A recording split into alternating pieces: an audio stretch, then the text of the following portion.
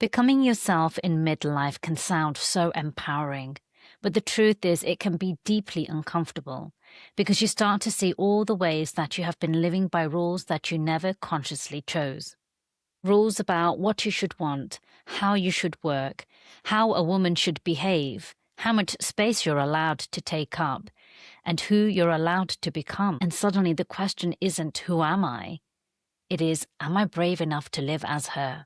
Part 1 was about understanding the spiritual path itself, what the journey actually feels like, why it can be messy, humbling, non-linear, and deeply human.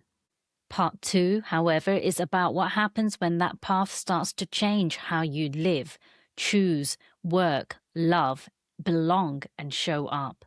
Because awakening is one thing, and living differently because of what you have awakened to is another. I hope you enjoyed this conversation. Welcome to Higher Self Mastery, the podcast for women ready to leave behind who they were told to be and remember who they truly are. I'm your host, Dharmi Schumacher. This is your space to come home to yourself, to honor the inner pull for more truth and more depth, and more meaning as you enter a new chapter of your life. Together, we're reframing midlife crisis into the midlife magic that it actually is, because this is your rebirth. Through soulful conversations and spiritual tools, you'll reconnect to your truth and reclaim your voice and live the life that your soul came here for. So let's begin. Okay, I'm so excited to share this list. It took me a long time to narrow it down to these final 10. And there's so many other nuggets of wisdom that I have picked up along the way that I really wanted to share. But hopefully I've selected a range which will help you to understand the different stages that will come up as you begin your journey of remembering. So the first one is, tell me what you want, what you really, really want. Okay, so I really wish that I had been encouraged and taught from the offset to pursue and follow and pour my life force and energy into the things that make me come alive, the things that light up the fire in my belly. And we each have that. Because now what I believe is putting your time, your effort, your energy into anything other than those activities is such a waste of this finite resource that we have. And it's not just your life force energy, but it's also the time that you then lose as you then commit or devote and give away to activities, endeavors, pursuits that just aren't really yours to begin with or are misdirected. And this is in all areas of life, whether this is choosing what kind of career you want to pursue, what kind of lifestyle you wish to have and live, your relationships, just all of the things. And it's nobody's fault how we have ended up here, not one singular point at least anyway, but it is so misdirected. And we are taught from our culture, from society, from school, by our parents, by our teachers, by our peers, by the media, by everything out there. And some of this is orchestrated intentionally to benefit those in power, to benefit those who would have something bigger to gain, right? 100%. But some of it also has just come as a natural product of evolution as well. And what I'm talking about is the things like going out there and securing yourself a job where you have a pension, where you are demonstrating sustainability, longevity, responsibility, commitment to one organization or to one employment to show that you are a reliable person. Irrespective of whether that job then actually gives you fulfillment or allows you the growth that you desire, allows you the flexibility and the movement to try new things or not. Whether it is about settling down, getting married, having children, and buying a house and all of those things, still it astounds me that is a picture that people still operate by, that people still see as the steps that they need to take as they get older. Go to school, go to college, go to university, get a job, find a partner, have children, make sure you've got the house, go on your holidays, make sure you're saving in your pension, setting up your children's school funds, all of this, right? And it's just this box. Everything is so boxed up. We're also taught to consume, and that will bring you joy. That will bring you peace. That will bring you fulfillment.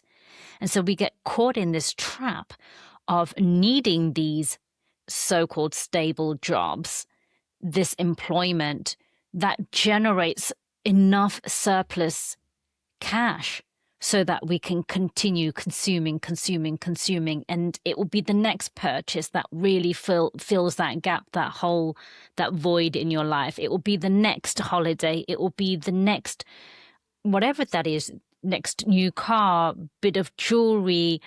But does it really, how often do we stop to check in whether it's something that really aligns for us? Is it what we really want?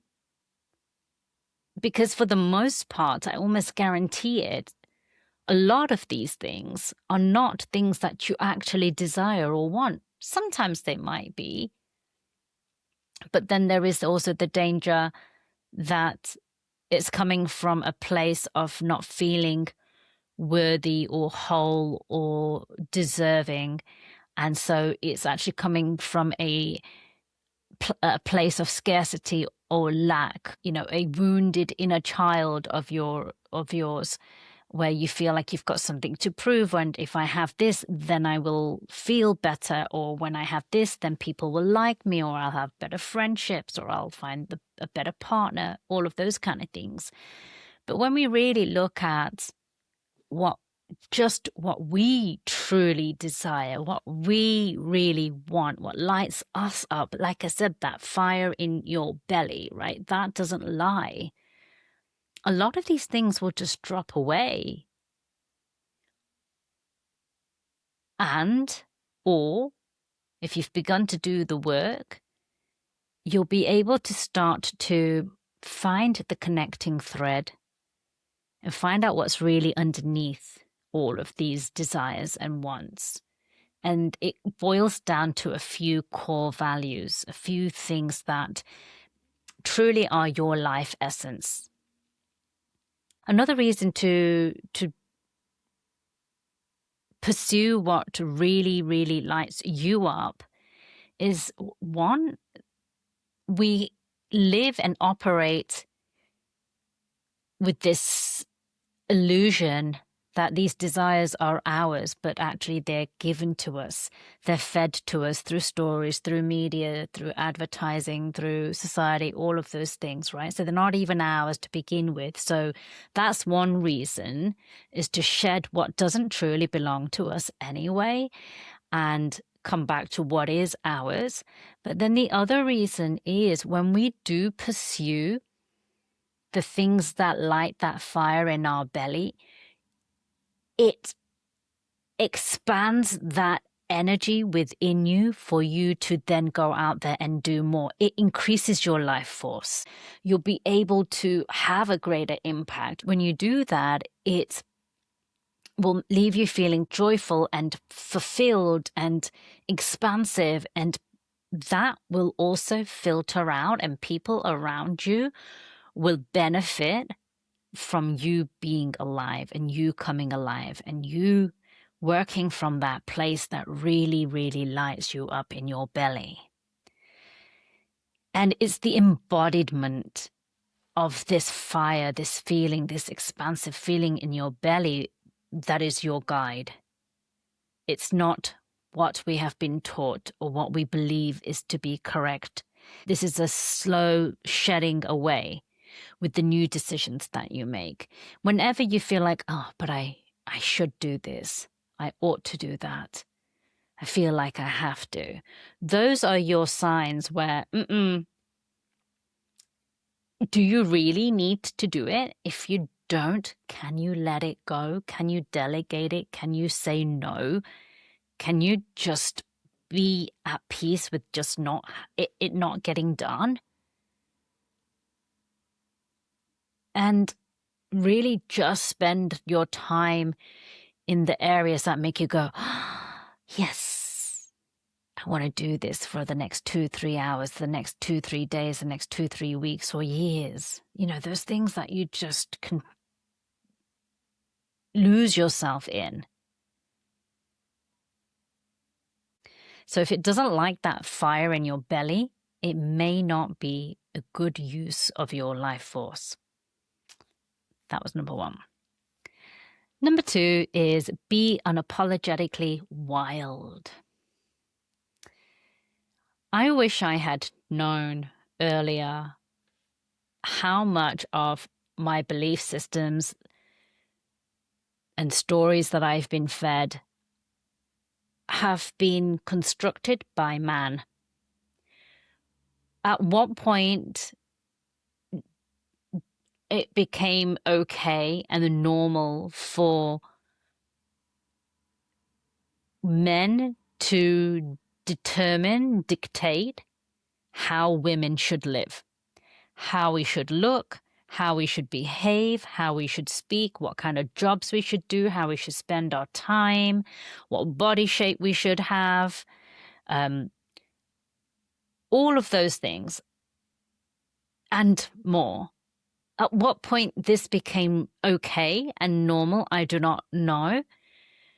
But I really wish I had understood so much sooner that the world we live in, how much of it has been constructed by men for men, including how women see themselves and see each other. And this is,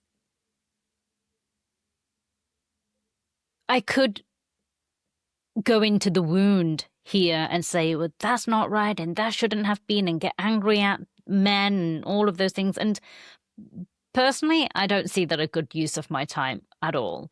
What I want to spend my life force energy into, what makes me feel more expansive is, okay, it is what it is. It's happened. I can't go back and change that. But what I can do is be that cycle breaker. What I can do is start to say no and say, hold on a second. No. I'm the woman here, and I will choose how a woman should be. And I will call upon my elder sisters and the mothers and the aunts who have come before me and ask them for their wisdom and their truth if I need any guidance or counsel. Not from men, because they have no business dictating how I should be. And that goes from in every area of our life. What kind of jobs we should or shouldn't do. Of course, now the marketplace has opened up, but it's only recently we overlook how recent that actually is. You only have to go back one generation to see that this was limited. the jobs and the roles that women were allowed to legally take were limited. Even depending on your culture as well, there still may be some limitations that you're experiencing. My personal experience, I think there was definitely a bias for what kind of jobs that I should enter into because I'm a female. There's also how much space we're allowed to take up. Don't speak too loudly. Don't be too bold. Don't be so opinionated. That's not very ladylike. Or again, in certain cultures where men's voices have a greater weight than a woman's voice, there's not an equal platform there for speaking, for sharing opinions and ideas. So again, we're made to feel like we're more inferior. Wax your legs, shave your underarms, your bikini line. Because we don't want to look at that natural body hair. How ghastly.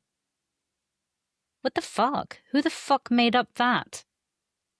It's natural. We don't go around telling every man to shave all the hair off their body, because honestly, I don't really like looking at it most of the time either, but it's normal, so it's acceptable. And why? For what reason? If a woman so feels like, and truly from the core of her being, feels like she wants to do it for herself, and I really, really doubt that she probably does, why would anyone waste their time on such a surface level, meaningless activity and time, money, pain, all that beautiful life force energy? I'm sure nobody actually will stand there. No woman will say, I choose to spend my time that way, my life force energy doing that, removing hair from my body, or getting my hair fixed, or making sure my skin's proper and my makeup's proper and my skin's staying tight and, I look a certain way, my body shape is a certain way. All of this has been constructed by men, telling us what we should look like.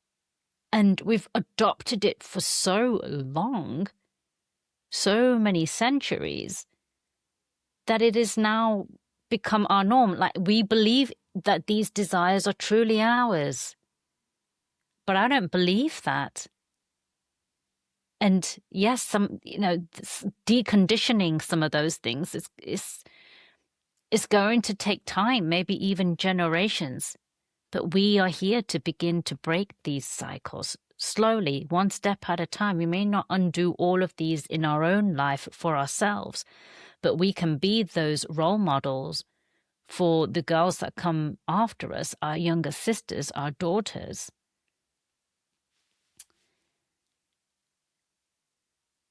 How we are also taught how to work, to show up Monday to Friday, 9 to 5, clock in, clock out, and make sure you show up with the same consistency, the same level of dedication, commitment each and every day. That just doesn't work. Might for a man, but for a woman with a monthly cycle, she cannot show up this Monday in one way and then the next Monday in exactly the same way, with the same amount of energy, with the same amount of enthusiasm, with the same amount of creativity, not without it being a compromise and a sacrifice internally to herself, because that's not how her hormones and her rhythms are working. It goes against everything that's natural for her. We are told to be ashamed of our moon blood, to hide it, clean it up, keep it quiet, tidy it away. Why? It is the very thing that allows humanity to procreate, what keeps this cycle going. It is the essence of life. the incubation, where the seed is grown and kept and protected. And yet we talk about it like it's something dirty, something to be ashamed of, something to hide. All of these things have taken women away from who they really are and who we really truly want to be. Because at our core, with no one writing the rules for us and telling us how to be and show up, at our core, we are wild. And we are sometimes feral and sometimes naughty and cheeky and curious and creative and emotional. And we move in waves. And there's just so much texture and so many qualities to what it means to be a woman. All of it divine and beautiful, but so tricky to make sense of if you're not a woman. So tricky to contain if you're trying to control. Hence why all these rules were laid down to try and contain us, to tame us. But I say enough of that. And I so wish I knew this before. I wouldn't have done half the things I've done now that I'm trying to decondition myself from doing. So you were never meant to be watered down. You're meant to be the wild, intuitive woman that you are. Number 3, you are allowed to be both powerful and soft.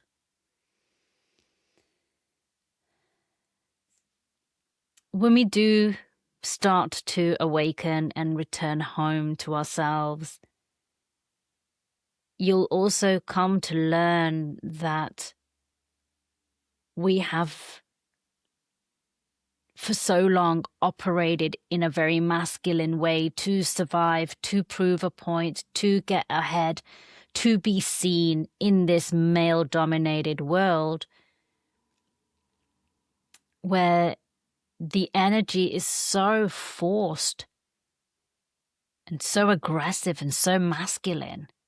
Now, of course, there is a time and a place sometimes for this, but it took me a really long time, well into my 40s, to appreciate and understand that women can be extremely powerful, if not more powerful, when they lean into their true divine feminine ways,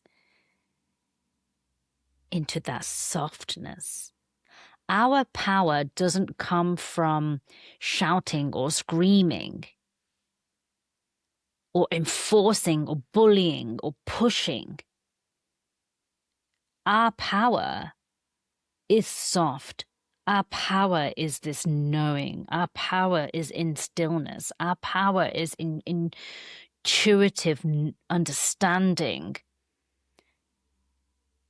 Our power is unshakable if we trust it and believe in it first ourselves.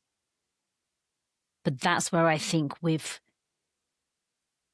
again, been conditioned to not trust.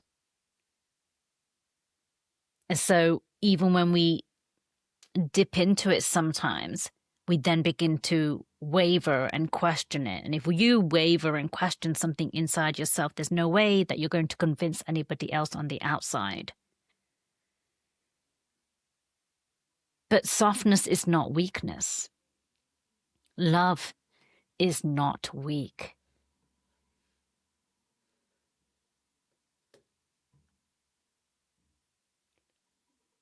We can be strong and lead with compassion, with community, with togetherness. There is a balance here. And as women, it is our predominant role to lead with that feminine power and that feminine energy. And then alongside the divine masculine energy, let the divine masculine form lead. Because that is what is required. We don't need more masculine energy in the world, because that's what we've been doing, and look at the trouble it's got us in. Because everyone, the men and the women and everybody, are just working and operating from this very, very heavy masculine energy, and it's not soft. It doesn't care as much. It doesn't stop to think as much. It's not as compassionate. It's not as kind. It's not as intuitive. It's not as emotional. It is not as nurturing. Those are our qualities, and they are powerful. So do not let anyone tell you otherwise. And if that's what you have been led to believe, that they are weak qualities, then whoever taught you that did so from either ignorance or from a place of fear to try and control you. So reclaim your softness without abandoning your strength. You do not have to be hardened to be powerful. And if you have become hardened, I invite you to begin to allow some softness to return to yourself. And you'll see just how powerful that really is.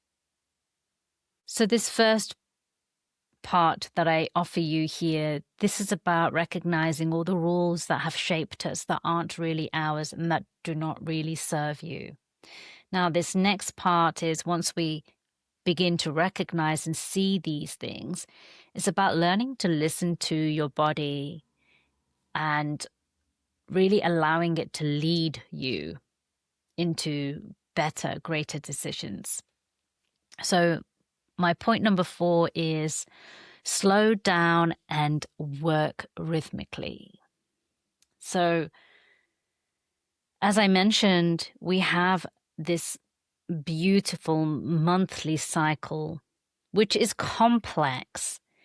And for any of you who've ever tried to track your monthly moon cycle and gone into the different layers of what you can do with that, and take it with the moon cycle itself, as well as your cycle, and then planetary cycles and all of those kind of things, it can get complicated, right? And sometimes you're like, there's no way I can make sense of this. And on the one hand, you're probably right, because you're forever trying to understand it. And on the other hand, this is also what makes it so beautiful. But the essence is that we have, as women, these divine long cycles that can be in flux and that can be unpredictable. And that is our nature. That is our true natural form and nature. And we shouldn't try and fight it. So what that means is to create a life where we are not constricted by commitments and structures that rigidly box us in to doing things that would ask of us to work against our rhythms and our cycles. And of course, because it isn't straightforward, there are going to be times where we may gauge this wrong, and we may book things in. And even if you're working with your moon cycle and work and plan your activities and your meetings and your family responsibilities and all of those things according to your moon cycle and all of those things, there are going to be times where you just judge it wrong, or there's a bigger energy at play. Maybe there's an eclipse, or maybe there's a big full moon and it knocks you sideways, right? Because we are emotional creatures. So we are like the wave, but we are just constantly doing this, and we are untamable. And these are all the things that make us so uniquely beautiful and wild and feminine.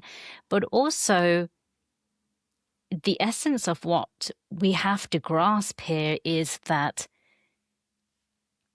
we have to give ourselves as much flexibility as possible. If you're in a partnership, I think one of the best things you can do, if it's an option for you, is to open up this conversation with your partner. Get them to better understand it as you're learning about it as well, because if they can understand that you are a creature of emotions, that you have your ebbs and your flows, and that you can be very emotional and reactive and sometimes need to be quiet, and all of those different things, that they can support you. If you're in a partnership with another woman, that might be even trickier, right? But at least then that you can work with each other to the best of your ability. But if you have you're in a partnership with a male, then you have this more constant energy to help balance that out as well, that can fill the gaps in for you.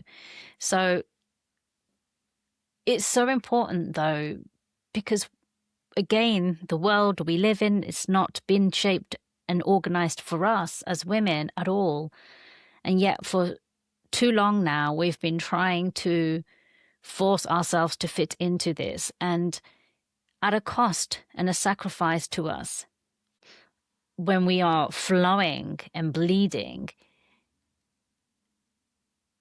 the last thing you want to do is have a busy week of commitments where you've got meetings, where you've got projects and deadlines, where you've got 5 different activities that you've got to drive your kids around to that week.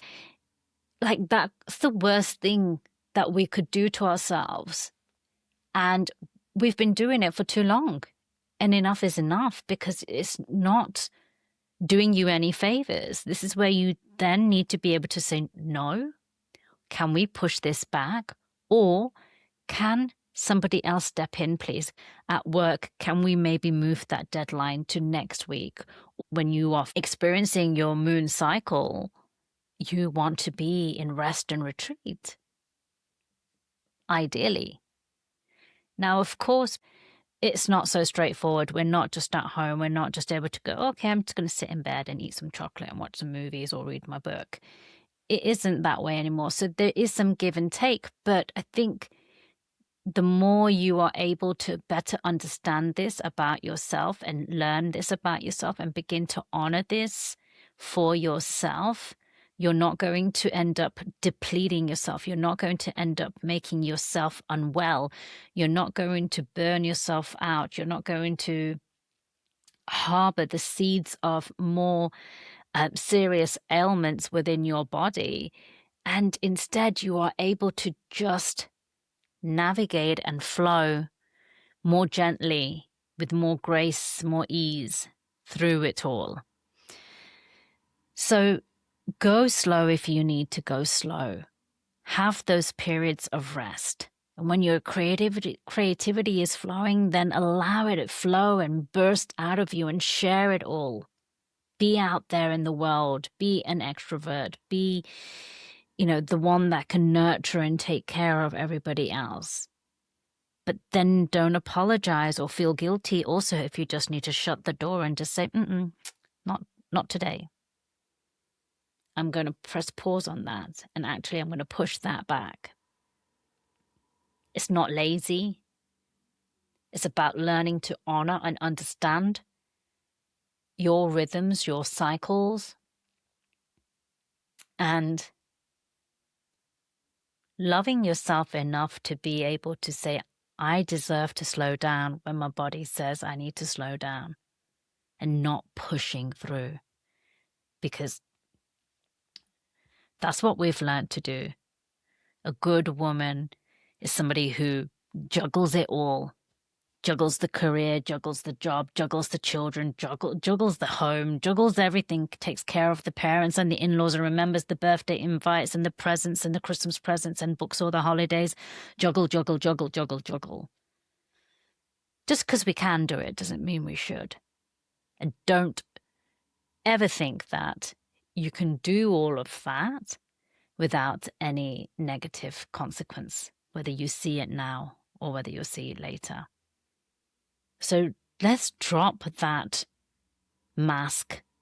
Let's stop wearing it, full stop. Just get rid of it. And just say no. Or not today. You don't have to move at everybody else's pace. You do not have to move at the pace that the world dictates. You do not have to move at any pace you do not feel you want to go. Just let it be your own, in your own meaningful time. Point number 5, your body will not let you keep abandoning yourself forever. Now, for a lot of you tuning in, this will be the very thing that began your awakening in the first place. For me, this was that big shake-up call when I was 40. Because up until that point, I was living by rules that were not consciously chosen by me. I was living by rules that were not made with my best interests at mind. I was living by rules that didn't align for me. I was living by expectations and standards set out for me by the rest of the world. But at some point, this cannot keep going. And as your body begins to change, as you begin to enter perimenopause, as you begin to just move into this midlife phase, and things are shifting in your body, and after the years of pouring your life force energy into areas that are actually depleting you, it catches up with you and it will begin to show on your body. And it won't lie, and you can't deny it. What you may have been doing, or may still be doing, is reasoning it away by saying, this is just what happens when you get to this age. Oh, my joints hurt a little bit more, or my knees hurt, or my elbows hurt. That's normal. I'm getting to that age where I'm not as flexible anymore. Or my hair's going grey, and that, again, that's just part of the age that I'm in now. And this, and this, and this, and this, and this, and this, and this, right? And you could keep listing out all of these reasons that we have learnt are the causes for what we are experiencing in our body.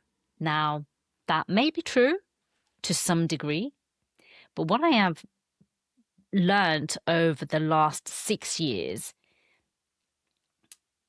in my journey as someone who is awakening and also transitioning through perimenopause and navigating her 40s, what I have learned is that actually a lot of these things are symptoms of my younger self having abandoned what really matters to me, having abandoned honoring my rhythms and pushing and forcing and showing up each and every day, each and every week, month after month in that very masculine way. Now it's catching up with me. It's my body now saying enough is enough because it's exhausted and there's too many toxins built up in me. It's my body saying, I can't hold my opinions in anymore. I can't hold my voice in anymore. I don't want to anymore. I won't be silenced anymore. I have a voice and I want to say something, and my voice and my opinion matters, and I am going to share it. If that's been dumbed down and you've had to hold that in, maybe that's coming through. The toxins of that are coming through in your embodied personal physical being as signs and ailments. When I began perimenopause at the age of 40, I honestly felt like my body had changed overnight, like almost instantly. And it was happening so quickly.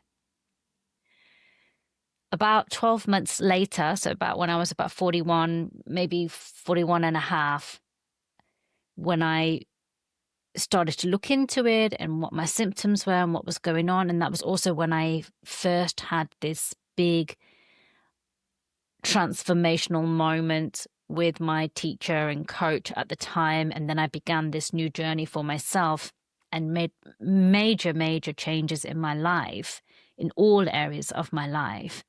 What I also learned in that time was, or what I saw and experienced was, what I thought were symptoms of perimenopause actually disappeared, which then led me to realize that perhaps they weren't perimenopausal symptoms to begin with, or if they were, maybe they were brought on earlier unnecessarily, or really challenging people, right? And I don't know for sure because I'm not a doctor.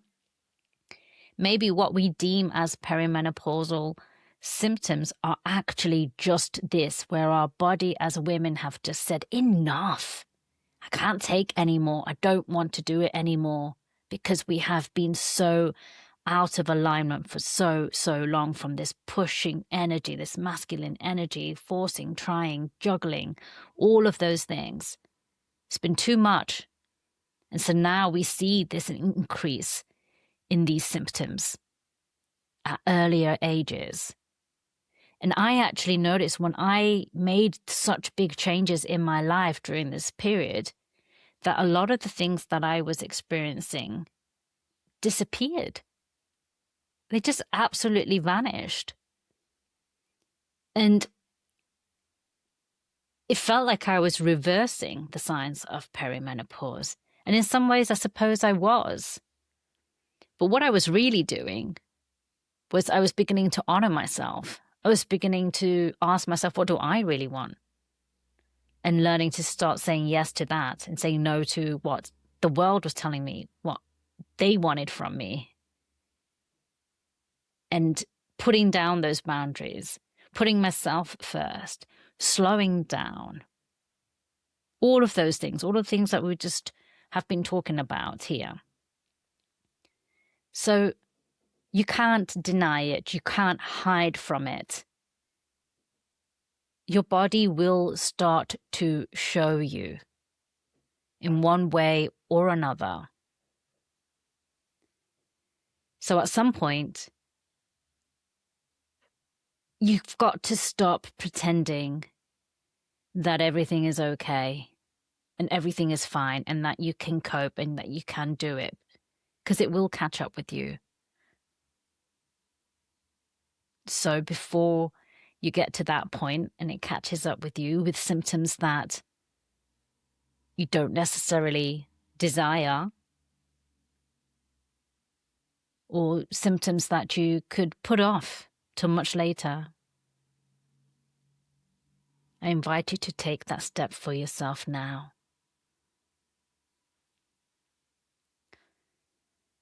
All right. Now, the next section, this is where